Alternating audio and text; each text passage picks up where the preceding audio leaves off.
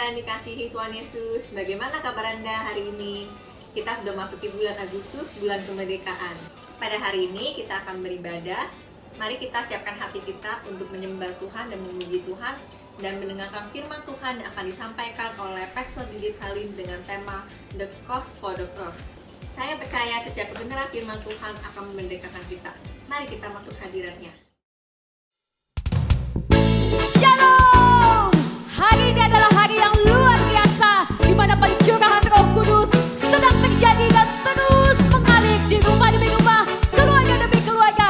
Mari dengan segenap hatimu, come on, nyanyikan pujian buat Raja di atas segala raja. Come on, just sing it out. Pujian dan hormat, kemuliaan kuasa bagi Allah yang kekal. Amin. Dan segala bangsa ciptaan semesta sujud di hadapanmu. Kami berikan pujian, pujian dan hormat, kemuliaan dan kuasa bagi Allah yang kekal.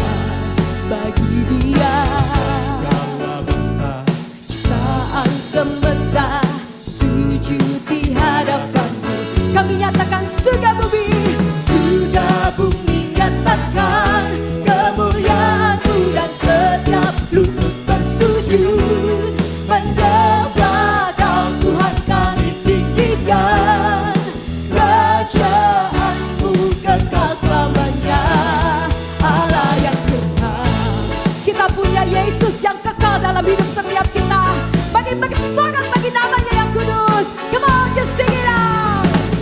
Pujian dan hormat, kemuliaan dan kuasa bagi Allah yang kekal. Hanya bagi Yesus. Dan segala bangsa ciptaan semesta sujud di hadapan-Mu. Surga bumi menyatakan, surga bumi nyatakan kemuliaan-Mu, dan setiap lutut bersujud menyembah Kau Tuhan. Kami tinggikan kerajaan-Mu kekal selamanya. Surga bumi, surga bumi nyatakan kemuliaan-Mu, dan setiap lutut bersujud menyembah Kau Tuhan. Kami tinggikan kerajaan-Mu kekal selamanya. Kami adalah orang-orang yang paling beruntung ya Tuhan, karena kami punya Yesus, Allah yang kekal perkasa dalam hidup kami. Bersorak bagi nama-Mu yang kudus. Bagi dengan segenap iman, come on. Kerajaan-Mu berkuasa di bumi, puji Allah yang kekal. Amin. Dan perbuatan-Mu ajaib dan besar, puji Allah yang kekal. Kerajaan-Mu, come on. Kerajaan-Mu berkuasa di bumi. Kami puji Engkau Tuhan. Puji Allah yang kekal. Yes Lord. Dan perbuatan-Mu Ajaib dan besar. puji Allah yang kekal. Surga bumi, Nyatakan kemuliaan-Mu, dan setiap lutut bersujud menyembah Tuhan. Kami tinggikan Kami tinggikan Engkau Tuhan. kerajaan-Mu kekal Come on. selamanya. Surga bumi menyembah. Surga bumi menyembah. Kemuliaan-Mu dan Setiap lutut, setiap lidah akan mengagungkan Yesus. tinggikan Kerajaan-Mu kekal selamanya, Allah yang kekal. Yesus, Yesus yang kekal. Kami angkat tangan kami sama-sama ya Tuhan. Ini deklarasi iman kami, para penyembah-penyembah-Mu Tuhan Yesus, dimanapun kami berada. Surga bumi nyatakan kemuliaan-Mu, dan setiap lutut bersujud menyembah Kau Tuhan. Kami tinggikan kerajaan kekal selamanya. Surga bumi, come on. Surga Bumi nyatakan segala kemuliaan, segala hormat hanya buat Yesus Allah kami yang kekal. Menyembah Kau Tuhan kami tinggikan, kerajaanmu kekal selamanya. Allah yang kekal. Kami berikan sorak-sorai tepuk tangan buat Yesus, satu-satunya Allah Raja yang kekal dalam hidup kita. We worship you Lord God.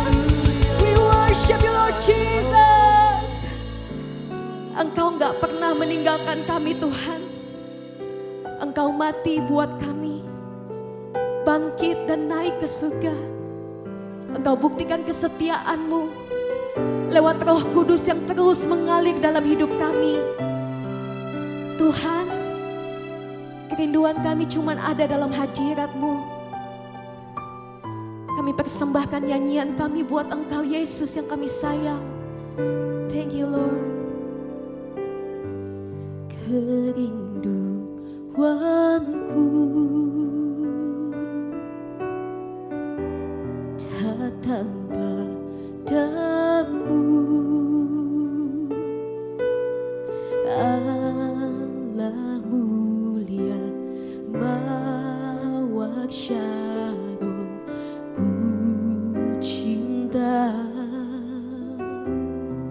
Thank you Lord God. Kaulah Rajaku dan sahabatku,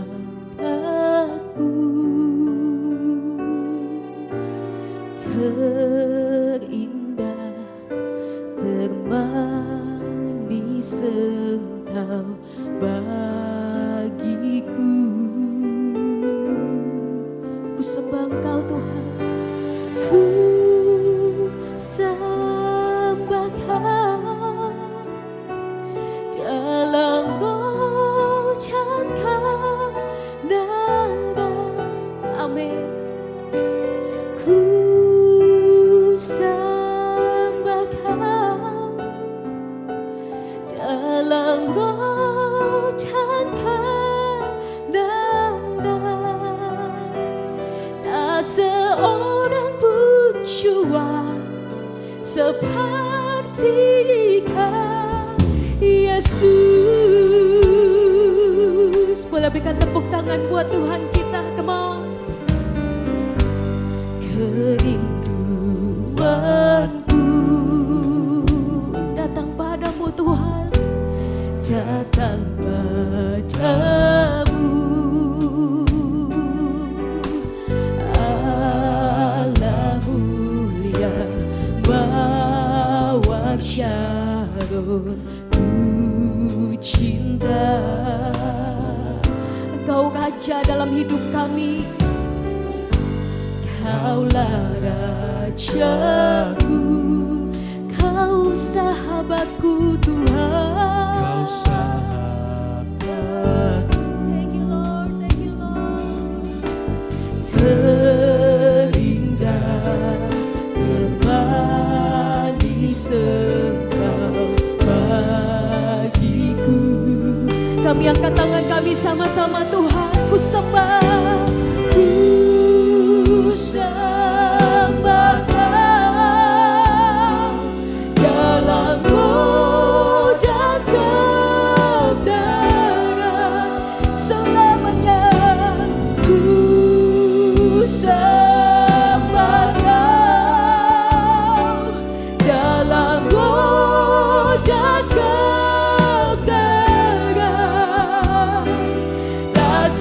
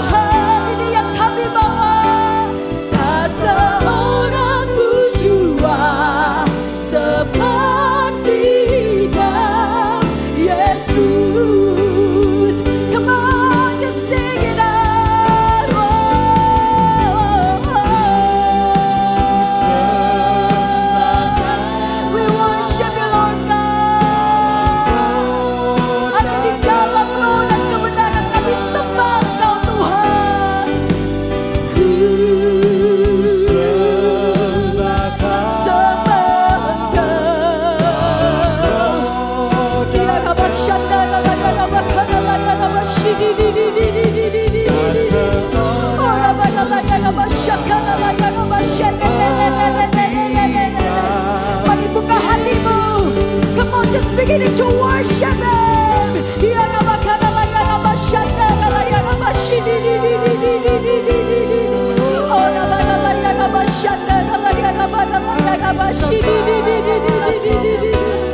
Kami tahu Roh Kudus sedang mengalir. Kami tahu Roh Kudus sedang bekerja dalam hidup kami. Sebab itu kami sembah Engkau ya Aba. Iya kabashe, kabashe bibi bibi bibi bibi. Oh nabakara ya kababa baba baba baba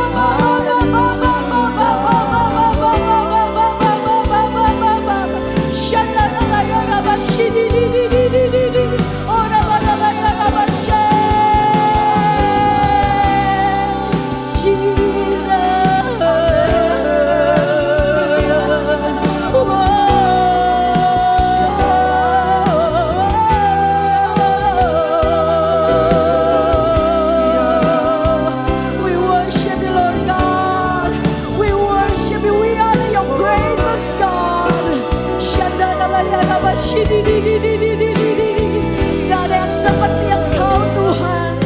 Gak ada yang seperti Yesus dalam hidup kami. Come on, just sing it out. Just sing it out. Just sing it out, come on. We sing to you Lord God. Ku sembahkan dalam roh dan kebenaran. Dengar setiap kerinduan kami. Dengar setiap kerinduan anak-anak-Mu ya Tuhan.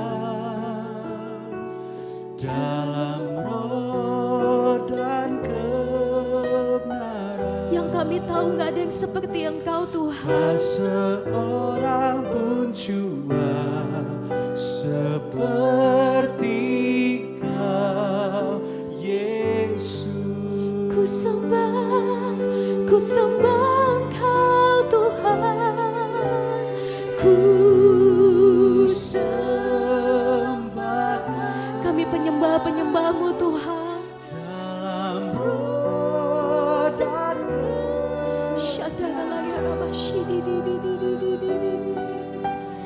Ku sembah dalam roh dan kebenaran.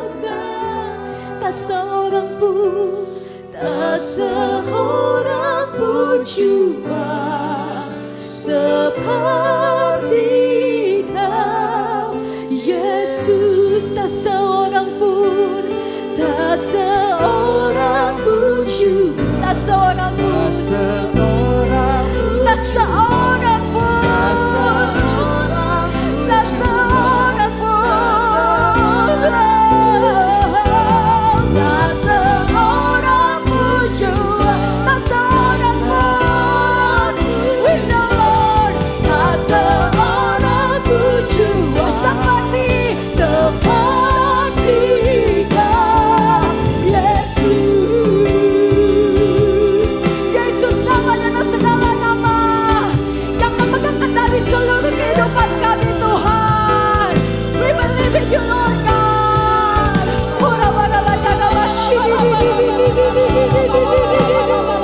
Ketakutan tak lagi berkuasa, kekhawatiran tak lagi berkuasa. Hanya Roh Kudus yang berkuasa dalam hidup kami. Come on.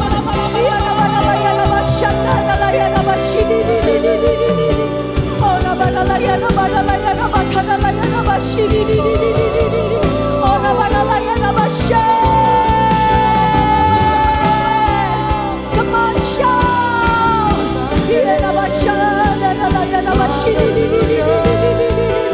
Come on, sabiakan tanganmu tinggi, just sing it out. Tiada yang mustahil dan tiada yang sukar bila Roh Allah bekerja. kami percaya Tuhan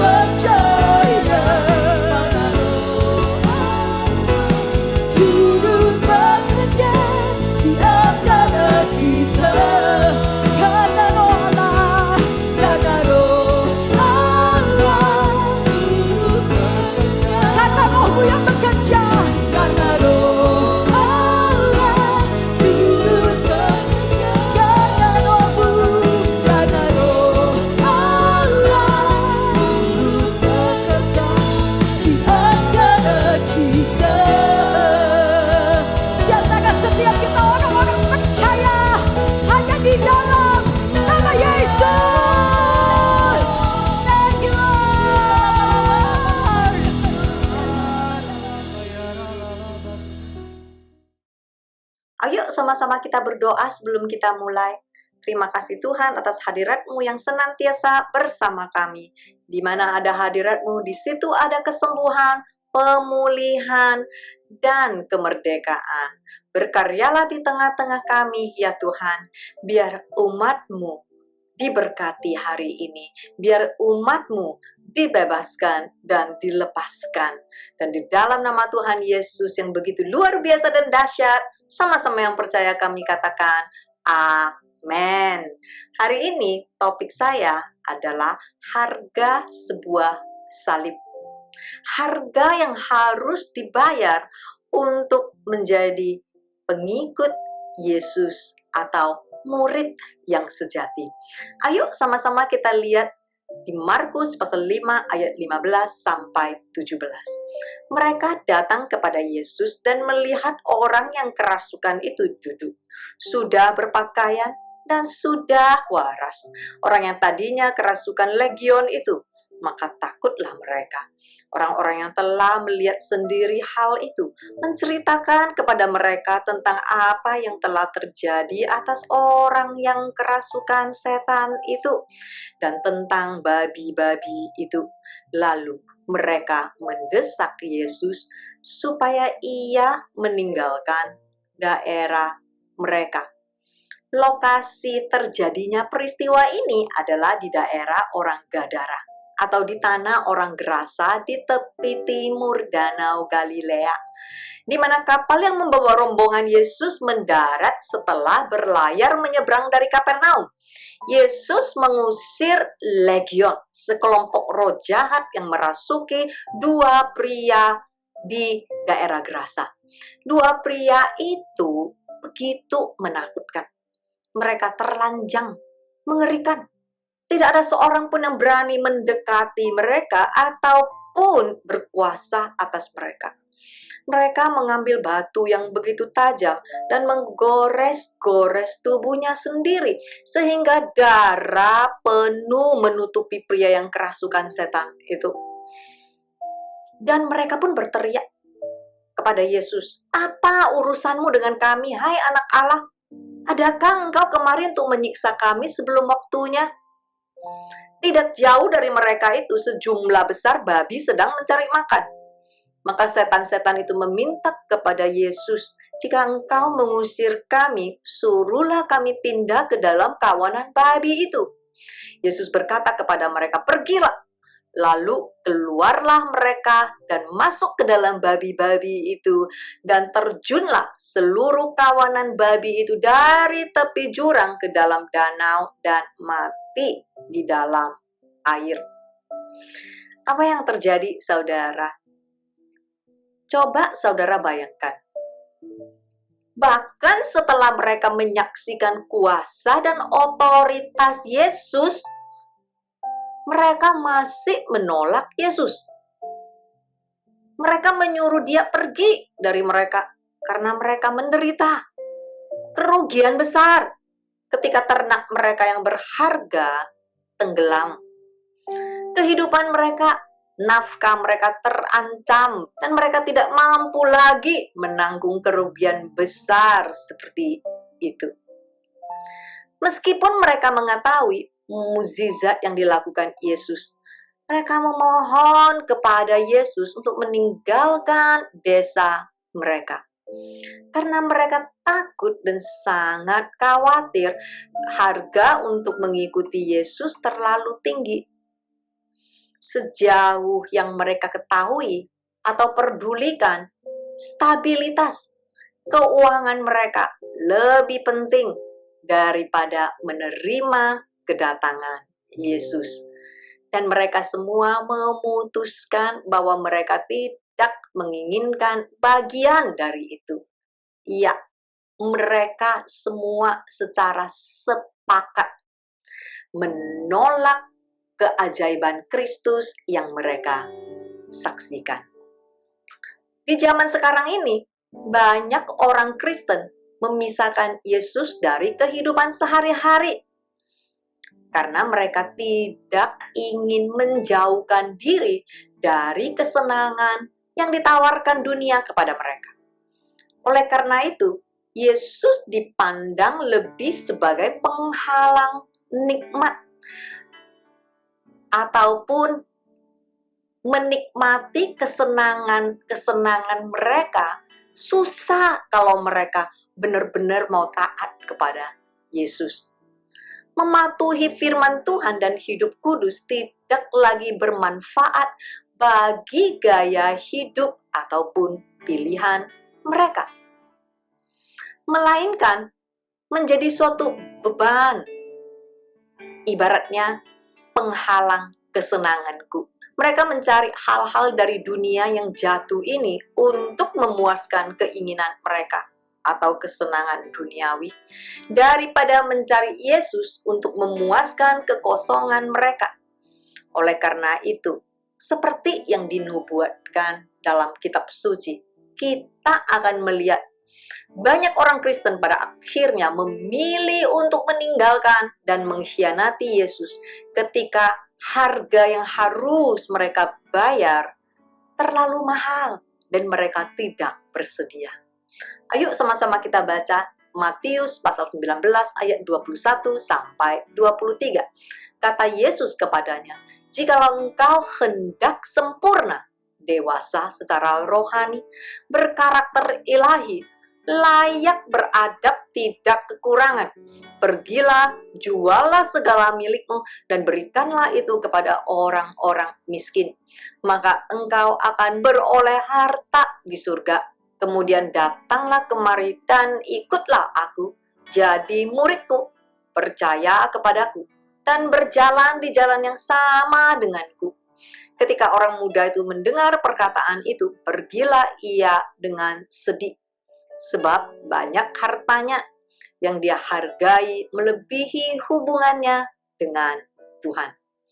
Yesus berkata kepada murid-muridnya, "Aku berkata kepadamu, sesungguhnya sukar sekali bagi seorang kaya, orang yang berpegang erat kepada harta, status, apa yang dimiliki, kenyamanannya, untuk masuk ke dalam kerajaan surga."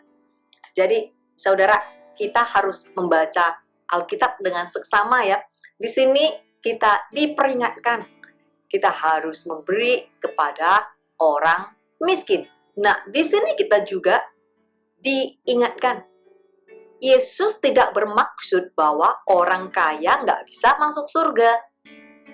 Yesus berkata, hampir tidak mungkin bagi orang yang berpegang teguh pada kekayaan duniawi, status, dan semua harta benda mereka secara umum untuk masuk ke surga. Tidak hanya mengacu kepada orang kaya di sini, tetapi siapapun, yang mempraktekkan penyembahan berhala, yaitu mereka yang begitu percaya pada kekayaan, status, dan harta benda daripada percaya kepada Tuhan. Yesus berkata, lebih mudah untuk unta masuk ke lubang jarum daripada orang yang menaruh kepercayaan pada kekayaannya, status, dan harta benda. Siapapun yang tamak akan kekayaan, mengejar kesuksesan duniawi dengan segala cara, dan menggunakan tindakan tercela, telah meninggalkan Yesus. Mereka yang selalu menginginkan keinginan duniawi dan ambisi egois mereka juga mengkhianati Yesus karena mereka menyakiti dan menghancurkan banyak orang untuk mencapai tujuan mereka. Namun kita harus menemukan keseimbangan di sini. Contoh, saya bisa menjadi orang sukses, pengusaha yang berhasil, dan mempraktekkan takut akan Tuhan, yaitu membenci semua jahat. Saya dapat mengejar impian saya menjadi seorang profesional, medis, ataupun hukum yang sukses, dan tidak meninggalkan Yesus karena saya memilih untuk memuliakan Dia dalam semua yang saya lakukan. Dan saya juga bisa menjadi seorang yang sangat sukses dalam olahraga, atlet yang berhasil, menghasilkan puluhan juta setahun, tetapi tetap memuliakan Tuhan dengan hidup kita. Artinya penghasilan yang jujur. Ayo sama-sama kita lihat Matius pasal 13 ayat 44 sampai 46. Hal kerajaan surga itu seumpama harta yang dipendam di ladang, yang ditemukan orang lalu dipendamkannya lagi. Oleh sebab sukacitanya, pergilah ia menjual seluruh miliknya, lalu membeli ladang itu. Demikian pula hal kerajaan surga itu seumpama seorang pedagang yang mencari mutiara yang indah. Setelah ditemukannya mutiara yang sangat berharga, ia pun pergi menjual seluruh miliknya, lalu membeli mutiara itu. Saudara, kenapa seumpama pedagang? Karena pedagang, pengusaha adalah seorang yang mahir menghitung. Mereka adalah orang-orang yang tahu memprediksi bahkan keuntungan dan potensi bahaya kerugian di masa depan. Pertanyaan saya, apakah Yesus sungguh-sungguh sangat berharga bagimu sehingga sama dengan pedagang itu? Engkau bersedia melepaskan dan menjual seluruh milikmu untuk membeli mutiara itu. Saudara, apakah saudara sudah menghitung harga yang harus dibayar untuk menjadi murid Kristus? Ayo sama-sama kita lanjutkan 2 Timotius pasal 4 ayat 10. Karena Demas telah mencintai dunia ini dan meninggalkan aku. Ia telah berangkat ke Tesalonika. Demas meninggalkan Paulus pada saat dia membutuhkan, dan dia sengaja memilih untuk meninggalkan Yesus karena dia ingin menikmati kesenangan dunia yang jatuh ini. Dia tidak melihat Yesus sebagai suatu yang berharga. Untuk membayar harga yang begitu tinggi untuk mengikuti Yesus, rasanya sangat berat. Dia tidak pernah mau benar-benar mematuhi perintah dan ajaran Kristus. Bagaimana dengan kita, saudara? Banyak orang Kristen harus memeriksa hati mereka. Janganlah tertipu dan juga janganlah menipu diri sendiri. Kita harus jujur bertanya pada diri sendiri, apakah saya seorang Demas? Apakah saya juga menyatakan untuk mengasihi Yesus cuman dengan bibirku, tetapi dalam hati terus menolak kebenaran ajaran Yesus? Apakah aku masih menemukan diriku diam-diam menuruti keinginanku yang berdosa dan kesenangan duniawi? Bisa berbahasa roh, terlihat sangat rohani, tetapi dalam kenyataan dengan sengaja ataupun dengan tidak sengaja tidak pernah mau bertobat. Apakah aku mulai menciptakan keselamatan versiku sendiri, versi kekristenan sesukaku, dan menipu diriku sendiri, surga milikku, jadi suka-sukaku, dan menyesatkan diriku sendiri dengan kebohongan, sehingga aku tidak pernah merasa bersalah, bahkan pada saat aku memilih untuk tidak mentaati ajaran dan hukumnya. Saudara, dunia ke depan, we call it futuristic world, adalah dunia yang menarik orang-orang, memberi pengharapan kepada manusia untuk mengejar pencapaian kepuasan dan kesenangan pribadi. Dunia yang digerakkan oleh cinta akan diri sendiri, hedonisme. Dunia ke depan, semua orang sedang membahas metaverse world. Tidak bisa dipungkiri, mau tidak mau, siap tidak siap, bisa terima atau tidak bisa terima, itu akan terjadi. It is inevitable. Manusia bisa menjadi penciptanya sendiri di dunia metaverse. Mereka bisa merubah bentuk dan kenyataan mereka masing-masing. Mereka tidak perlu belajar nunduk kepada Tuhan dan menerima porsi mereka masing-masing. They become the creator of their own avatar. Saudara, do you know technology and AI cannot replace God? Tetapi hati manusia yang mau menyamakan diri mereka sendiri seperti Tuhanlah yang mengizinkan semua ini terjadi dan ada. Cinta akan diri mereka sendiri yang melampaui cinta akan Tuhan. Sama seperti iblis yang mengenal Tuhan, yang menyembah Tuhan, yang ada di hadirat Tuhan, dan yang beribadah kepada Tuhan. Tetapi iblis berkata, "Aku hendak naik ke langit. Aku hendak mendirikan tahtaku, mengatasi bintang-bintang Allah, dan aku hendak duduk di atas bukit pertemuan, jauh di sebelah utara. Aku hendak naik mengatasi ketinggian awan-awan, hendak menyamai yang maha tinggi." Itu ada di Yesaya pasal 14 ayat 13 sampai 14. Lukas pasal 14 ayat 26 sampai 30. Jikalau seseorang datang kepadaku, dia harus sebagai suatu perbandingan membenci semua orang.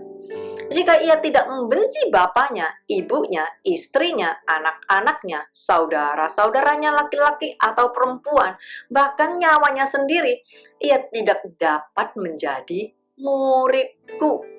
Sebab siapakah di antara kamu yang kalau mau mendirikan sebuah menara, tidak duduk dahulu membuat anggaran biayanya, kalau-kalau cukup uangnya untuk menyelesaikan pekerjaan itu, supaya jikalau ia sudah meletakkan dasarnya dan tidak dapat menyelesaikannya karena kekurangan uang, jangan-jangan semua orang melihatnya, menertawakan dia, sambil berkata orang itu mulai mendirikan, tetapi tidak sanggup menyelesaikannya.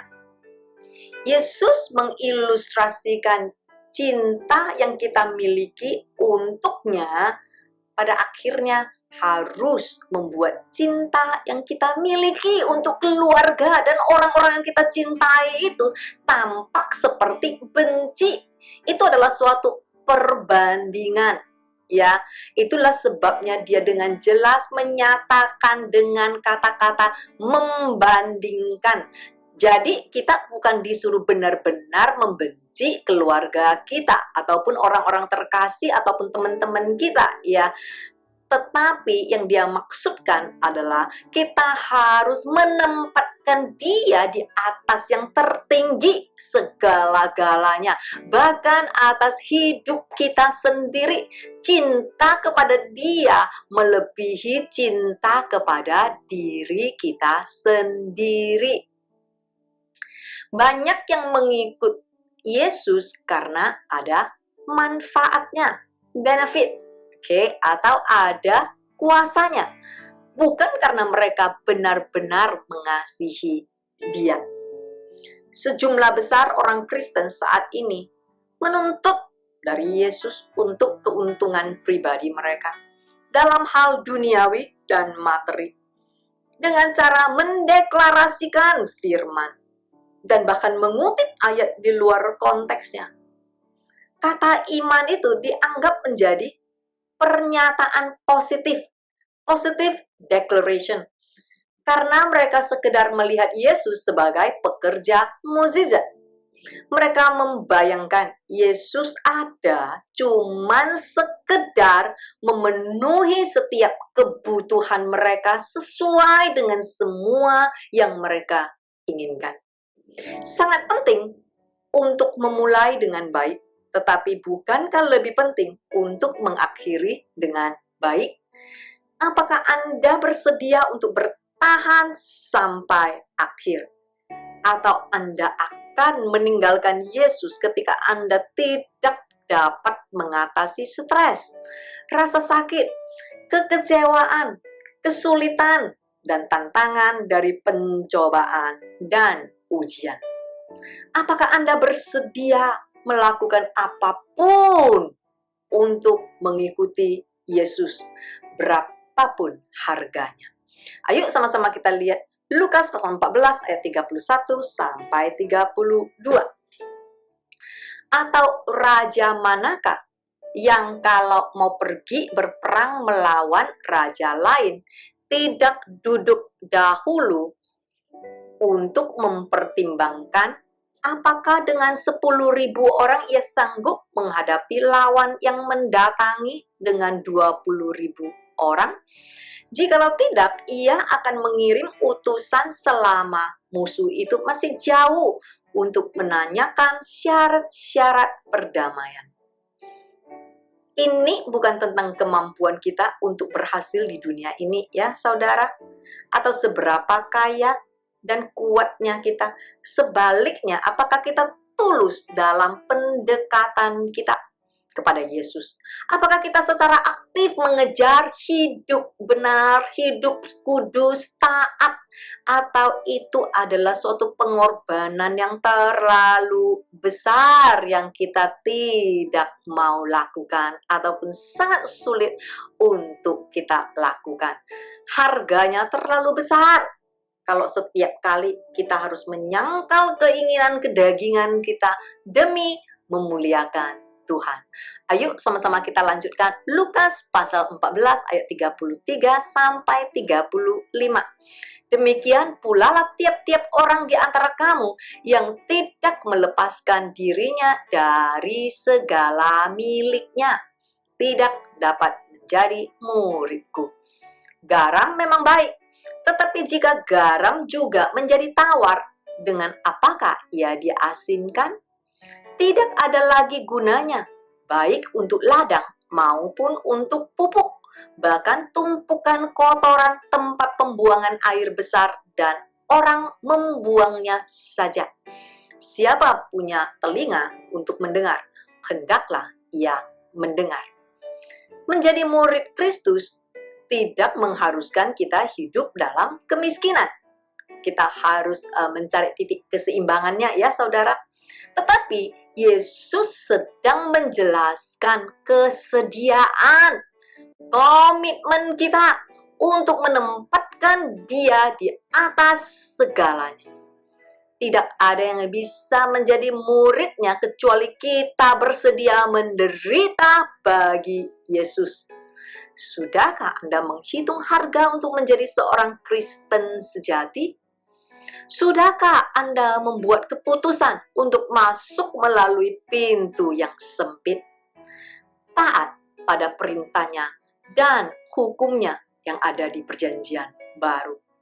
Apakah Anda bersedia membayar harga untuk hidup benar? Maukah Anda berkomitmen untuk memuliakan Tuhan dalam karakter dan perilaku Anda? Untuk benar-benar menolak yang dosa. Yesus berkata, apakah kita mencerminkan karakternya atau kita tidak lebih dari garam yang sudah hambar yang akan dibuang ke tumpukan kotoran? Bagaimana garam bisa menjadi hambar? Garam bisa kehilangan kemurniannya pada saat dalam kondisi tercampur dengan kotoran, partikel atau bahan kimia buatan manusia. Konsep dan teologi buatan manusia yang bertentangan dengan perintah dan hukum Tuhan yang tertulis menjadi bentuk Injil yang tercemar, Injil yang terkontaminasi, yang menegaskan praktek-praktek duniawi dan berfungsi untuk memuaskan keserakahan nafsu dan penyimpangan manusia daripada memuliakan Tuhan. Garam asinnya akan berkurang pada saat menyerap kelembaban. Kelihatannya tetap garam, tetapi rasanya beda. Itulah Injil yang terkontaminasi. Ketika kita mengotori kebenaran dengan ajaran sesat ataupun konsep pemikiran manusia, praktek-praktek duniawi, seperti garam murni yang kehilangan rasa asinnya karena terkontaminasi partikel lain. Garam di zaman primitif digunakan sebagai agen untuk mengobati luka ataupun untuk menjernihkan air, ataupun bisa dipakai untuk mengawetkan makanan. Tetapi jikalau sudah terkontaminasi, tidak bisa digunakan lagi. Sama halnya ketika Injil yang murni dicampur dengan tradisi, budaya, konsep, dan teori buatan manusia, kehilangan kekuatan untuk menyembuhkan, untuk memurnikan, ataupun untuk melestarikan. Maka dari itu kamu melihat tubuh Kristus sedang sakit. Yang sakit tidak pernah pulih-pulih. Sakit rohani ya. Kristen menderita. Tidak ada kemenangan. Perceraian terjadi bahkan di gereja. Kasus depresi, bunuh diri, perzinahan, bahkan LGBTQ, korupsi juga meningkat di dalam gereja. Itulah konsekuensi dari belajar setengah kebenaran. I call it half-truth gospel. Injil yang terkontaminasi. Ayo sama-sama kita lihat. Ada penghakiman yang akan datang bagi orang-orang yang dilempar ke dalam tumpukan kotoran. Dengan segera, aku akan mencurahkan amarahku atasmu dan melampiaskan murkaku kepadamu. Aku akan menghakimi engkau selaras dengan tingkah lakumu dan membalaskan kepadamu segala perbuatan-perbuatanmu yang keji. Aku tidak akan merasa sayang dan tidak akan kenal belas kasihan. Selaras dengan tingkah lakumu akan kubalaskan kepadamu, dan perbuatan-perbuatanmu yang keji akan tertimpa atasmu. Maka kamu akan mengetahui bahwa aku, Tuhanlah, yang memusnahkan. Lihat, harinya sungguh datang, malapetaka akan menimpa, kelaliman bertunas, keangkuhan bertaruh. Peringatan dalam perjanjian lama untuk Israel adalah bayangan dari hal-hal yang akan datang pada hari penghakiman. Tuhan berjanji kepada kita sesuai dengan firman-Nya yang tertulis, Aku akan mencurahkan amarahku padamu dan melepaskan amarahku padamu. Aku akan memanggilmu untuk mempertanggungjawabkan semua dosamu yang menjijikkan. Dia tidak akan menunjukkan belas kasihan. Dia akan memberikan pukulan telak. Kita semua harus bertanggung jawab. Ibrani pasal 4 ayat 13. Dan tidak ada satu makhluk pun yang tersembunyi di hadapannya. Segala sesuatu telanjang dan terbuka di depan mata Dia, yang kepadanya kita harus memberikan pertanggungan jawab. Peringatan dalam perjanjian baru untuk setiap kita. Inilah di Ibrani pasal 4 ayat 13. Mungkin ada yang berkata seperti ini, Tuhan kan Maha Kasih, aku tahu. God is love. But remember, He is also the judge and consuming fire. Dan Dia memegang janji dan akan menuntut pertanggungjawaban. Saudara-saudariku sekalian, sudahkah Anda menghitung harga sebuah salib? Apapun yang engkau lakukan, pastikan engkau sendiri, pasanganmu, keluargamu, anak-anakmu, cucu-cucumu tidak terbuang di tumpukan kotoran, melainkan menjadi garam dan terang bagi dunia yang semakin gelap. Itulah gerejamu yang kokoh, yang tidak akan tergoncangkan. Mau itu di dunia nyata ini ataupun di dunia virtual yang akan datang di masa depan. Lukas pasal 14 ayat 33, firman Tuhan berkata sedemikian.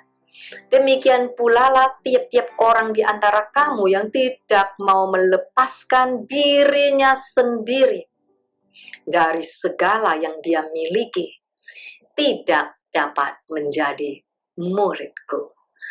Ayo sama-sama kita berdoa. Terima kasih Tuhan atas firman-Mu. Terima kasih Tuhan, Engkau sendiri yang sudah mengajarkan setiap kami bagaimana kami bisa menjadi pengikut-Mu, yaitu murid sejati. Insyafkan hati kami ya Tuhan, biar pada saat kami mendengar firman-Mu, kami bersedia menghitung harga, dan kami pun mau membayar harga apapun itu untuk menjadi murid-Mu yang sejati. Roh Kudus, insyafkan hati setiap pendengar, biar semua kami berkata, iya Tuhan, aku mau, aku mau, aku mau menjadi murid sejati. Dan aku pun akan menjadi suatu contoh dan teladan yang baik bagi pasanganku, bagi keluargaku, bagi anak-anakku, bagi cucu-cucuku, dan bagi jemaat-jemaat Tuhan. Terima kasih Engkau sendiri yang akan memampukanku, Roh Kudus-Mu yang akan menguatkanku. Dan di dalam nama Tuhan Yesus yang begitu luar biasa dan dahsyat, sama-sama yang menerima kami katakan, amen. Thank you very much. God bless you. See you soon.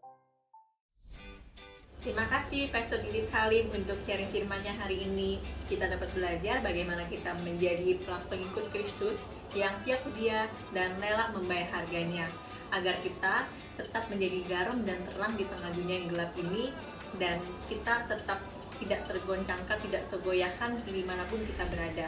Yuk teman-teman, jangan lupa share ke teman-teman yang lain untuk mengikuti ibadah online Moments of Impact di minggu kedua dan minggu keempat, agar semakin banyak yang dimerdekakan dan diberkati. Happy Tuesday and God bless you all. Bye-bye.